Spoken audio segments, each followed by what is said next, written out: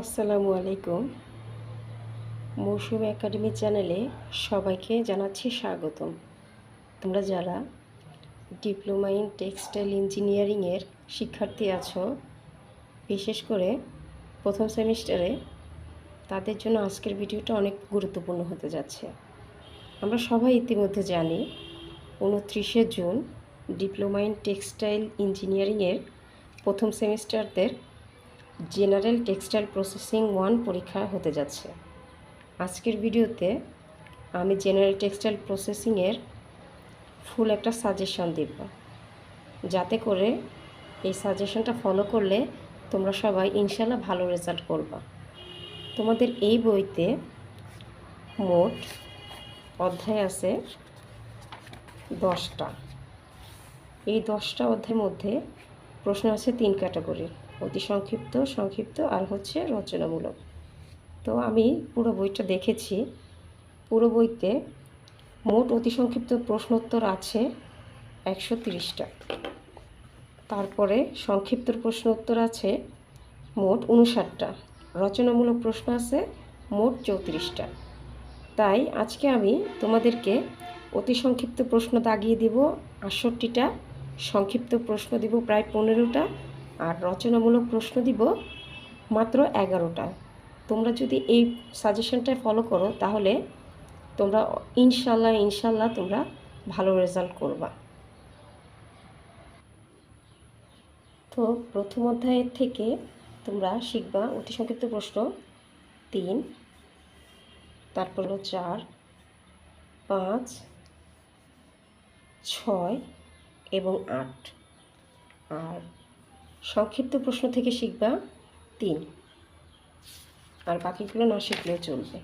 তারপর রচনামূলক প্রশ্ন দেখো, এখানে 2টা রচনামূলক প্রশ্ন আছে। 2টা প্রশ্নই তোমরা ভালো করে শিখবা। এই 2টা প্রশ্নই বেশিরভাগ সময় আমি আসতে দেখছি।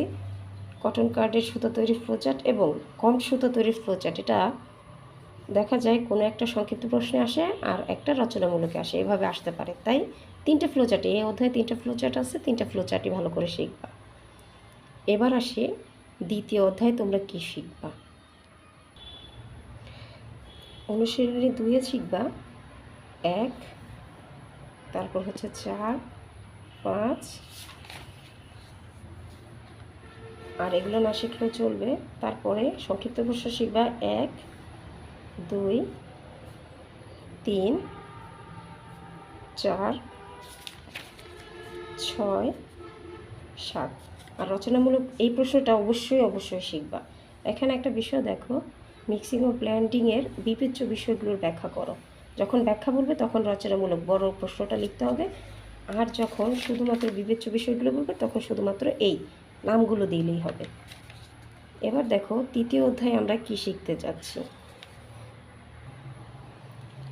অনুশীলনী 3-এর অতি সংক্ষিপ্ত প্রশ্ন হচ্ছে 1, 2, 4, 5, 7, 8, 9, 10, 12, 13, 14, 16, 18, এরপর 19, 20, 22, 23। আর সংক্ষিপ্ততে শিখব 1 number, 2 number, 3 number, 4 number, 5 number, তারপর এখানে আছে এই 7 নাম্বার। আর রচনামূলকে শিখব এই একটা প্রশ্ন। এই প্রশ্নটা তোমরা অবশ্যই শিখবা। কার্ডিং মেশিনের চিত্রাঙ্কন পূর্বক বিভিন্ন অংশ চিহ্নিত করো। এই প্রশ্নটা প্রত্যেকবারই আসে। তোমরা অবশ্যই যে কোনো একটা কার্ডিং মেশিনের চিত্রসহ বর্ণনা শিখে আসবা। প্রথমটা খুব বেশি সহজ আছে, সেটাই শিখবা। এই প্রশ্নটা না শিখে এক্সাম হলে আসবা না। এখন দেখো অনুশীলনী 3 থেকে আমরা কি শিখব। অনুশীলনী 3-এ আমরা অতি সংক্ষিপ্ত প্রশ্ন শিখব 5 নম্বর, 6 নম্বর, তারপর 7, 10, 11, 12, 13 নম্বর, 14 নম্বর, তারপর 16 নম্বর, 18 নম্বর, 19 নম্বর, 20 নম্বর। আর সংক্ষিপ্ততে শিখব 1 নম্বর, 3 নম্বর, 4 নম্বর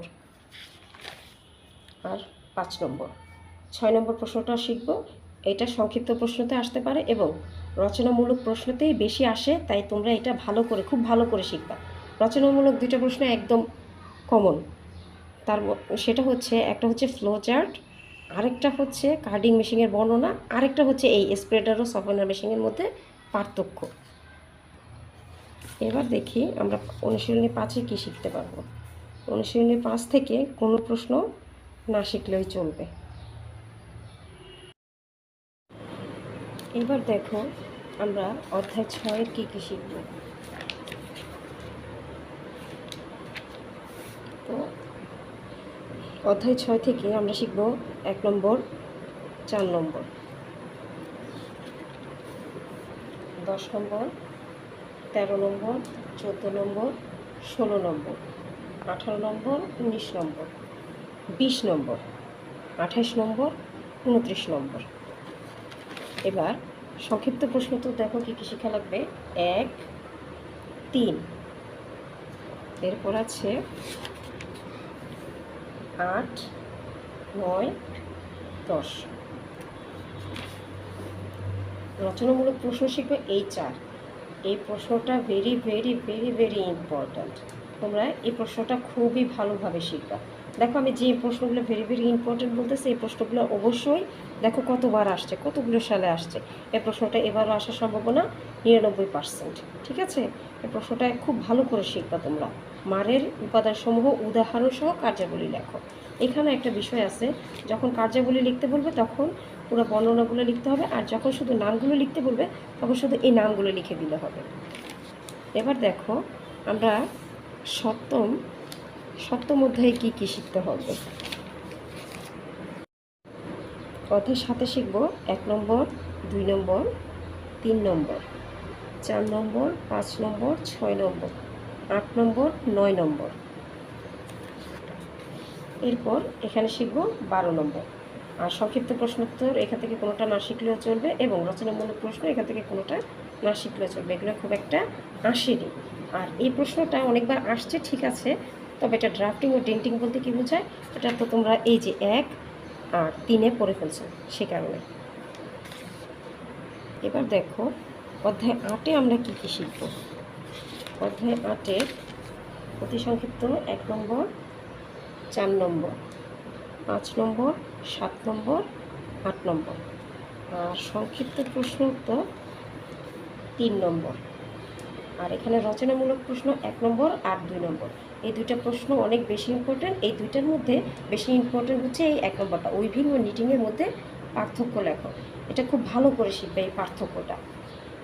আর নিডেল কত প্রকার ও কী কী, এটা এবার আসতে পারে, আমার মনে হয় এই প্রশ্নটা এবার আসবে। এবার দেখো অধ্যায় 9 থেকে আমরা কী শিখব। অধ্যায় 9 থেকে খুব একটা প্রশ্ন আসে না, তবুও আমার মনে হয় এবার এই প্রশ্নগুলো আসতে পারে। সংক্ষিপ্ত প্রশ্নোত্তর 1 নম্বর, 2 নম্বর, 3 নম্বর, 4 নম্বর। তারপরে এখানে সংক্ষিপ্ত প্রশ্নে এই যে 4, এই প্রশ্নটা, আর রচনামূলক এই প্রশ্নটা এবার আসতে পারে আমার মনে হচ্ছে, সেই কারণে আমি এটা দাগিয়ে দিলাম।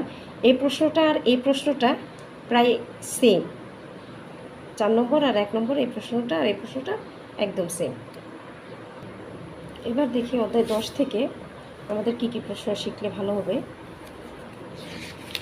অধ্যায় 10 থেকে খুব একটা প্রশ্ন আসে না, তবে যে প্রশ্নগুলো আসতে পারে সেগুলো আমি দাগিয়ে দিচ্ছি। 1 নম্বর, 2 নম্বর, 4 নম্বর, এখানে আছে 6 নম্বর, 7 নম্বর, 8 নম্বর, 9 নম্বর, 10 নম্বর। এবার সংক্ষিপ্ত প্রশ্নতে একটা প্রশ্নই বেশি গুরুত্বপূর্ণ, সেটা হচ্ছে এই 3 নম্বর প্রশ্নটা, মেইনটেনেন্স টুলসগুলো কত প্রকার ও কী কী। আর এখানে রচনামূলক প্রশ্ন যদি এটা কখনো আসেনি, তবে এই প্রশ্নটা অবশ্যই শিখতে হবে, সেটা হচ্ছে 3, শিডিউল অ্যান্ড প্ল্যান্ড মেইনটেনেন্স বলতে কী বোঝায়।